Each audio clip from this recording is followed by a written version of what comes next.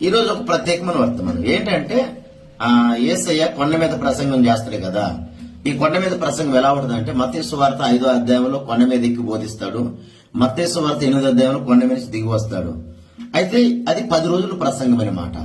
అయితే ఈ 10 రోజుల ప్రసంగంలో ఒక కుష్ఠ రోగి వస్తాడు. లాస్ట్ రోజు ఇక్కడికి కొండ నుంచి దిగి వచ్చేటప్పుడు వచ్చి ఏమంటాడంటే, ఇదిగో కుష్ఠరోగి వచ్చి ఆయనకి మొక్కి, ప్రభా నీకు ఇష్టమైతే నన్ను శుద్ధినిగా చేయగలవు అని అడిగాడు అనమాట. నీకు ఇష్టమైతే అన్నాడు.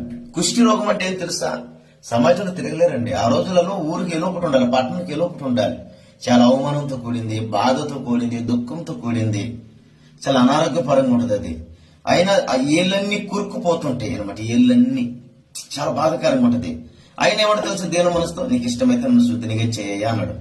యేసయ్య వెంటనే ఏమంటే తెలుసా, నాకు ఇష్టమే, నువ్వు శుద్ధుడు కమ్ము అన్నాడు. దేవుని అడిగేటప్పుడు దీన మనసుతో, వినయ భావంతో, ప్రేమతో అడగండి. దేవుడు ఖచ్చితంగా మీకు సహాయం చేస్తాడు. సరేనా? దేవునికి స్తోత్రం. మీ అందరికీ వందనాలు.